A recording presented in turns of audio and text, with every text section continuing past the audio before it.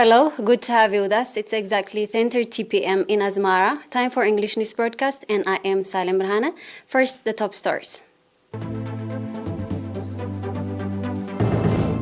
17 patients diagnosed positive for COVID-19 in tests carried out today.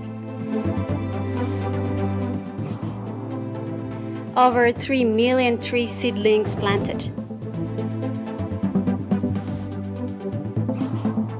Ukraine accuses U.S. of damaging economy by stoking panic over war.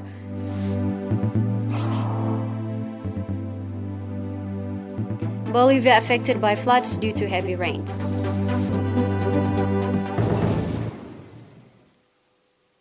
We have an announcement from the Ministry of Health. 17 patients have been diagnosed positive for COVID-19 in tests carried out today at testing stations in the central and southern regions. Out of this, 7 patients are from testing stations in Asmara, central region. 10 patients are from testing stations in Mandafara 6, San'afa 2, Kuatit 1, and Dubarwa 1, southern region. On the other hand, 60 patients who have been receiving medical treatment in hospitals in the southern 30, central 28, Gashwarka 2, regions have recovered fully and have been discharged from these facilities. Sadly, a 65-year-old patient from southern region has passed away due to the pandemic. The total number of recovered patients has accordingly increased to 9,180, while the number of deaths has risen to 98. The total number of confirmed cases in the country to date has increased to 9,525. Ministry of Health, 30th January 2021, Asmara.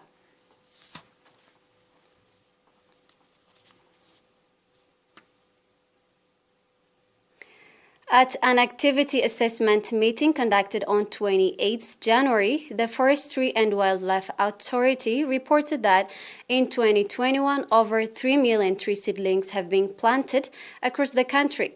According to the report presented at the meeting, 45% has been planted by individuals, 36% by communities, students and institutions, 17% through the Student Summer Work Program, the remaining by school communities as well as members of the Defense Force. The report also indicated that in the coming 5 years, more effort will be exerted to raise the coverage of forests to 10% nationwide. Regarding development of wildlife, the report pointed out that there is 614,500 hectares reserved land across the country, out of which 106,000 hectares is in the northern and southern Red Sea escarpment, 44,000 hectares in Gash Setit, 400,000 in Bure, Airori, and Hawakil, and 64,500 in Dahlak Island. Speaking at the occasion, Colonel Kinfa Haptom, General Director of the authority, called on the public to reinforce participation in the effort to ensure the safety and sustainability of the reserved lands.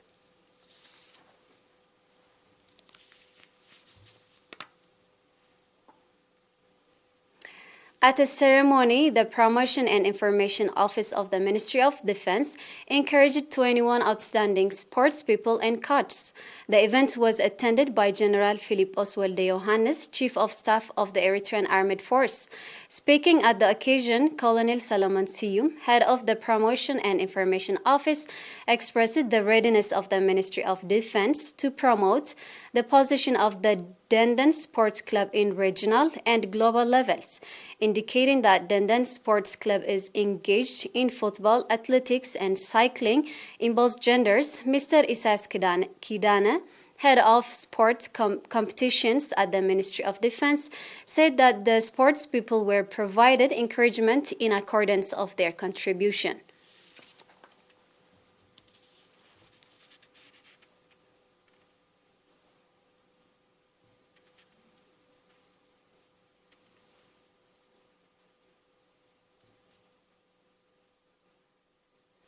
And now we'll be back with the international news after a short break. Stay tuned.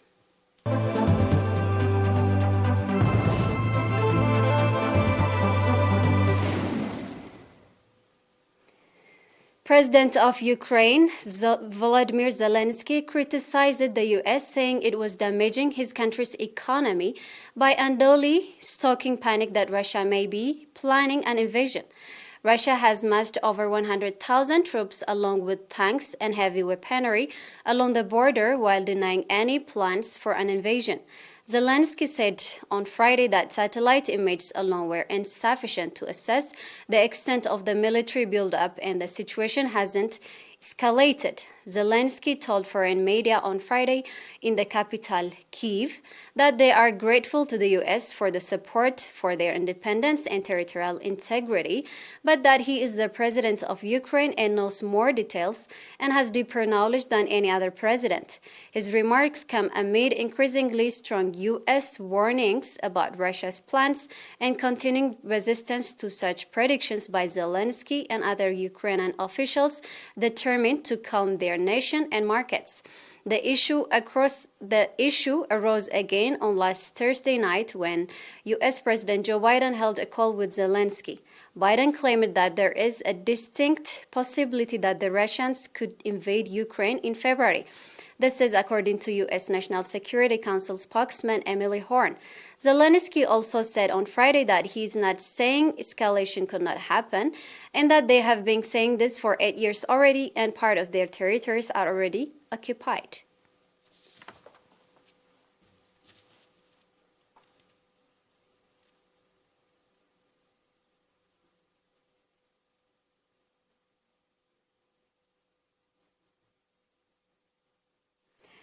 Footage from last Thursday shows areas of Department of Southern Bolivia affected by floods due to heavy rains in the Andean country.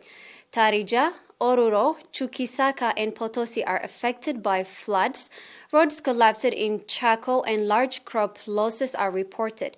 According to the Civil Defense of Bolivia, the floods, rains, and landslides have affected more than 60,000 families and have claimed the lives of at least 20 people in the country. Additionally, the Bermejo, Guadalquivir, and Pilcomayo basins swelled to overflowing and caused floods of grape plantation in much of the wine region.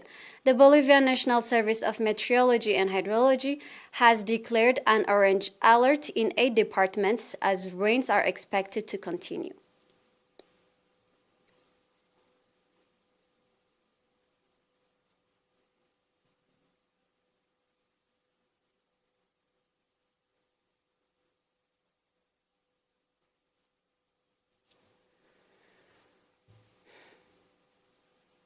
And now let's remind you the top stars.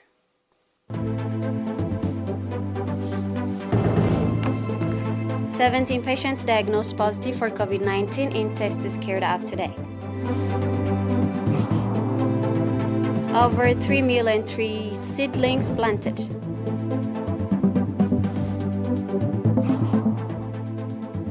Ukraine accuses U.S. of damaging economy by stoking panic over war. Bolivia affected by floods due to heavy rains.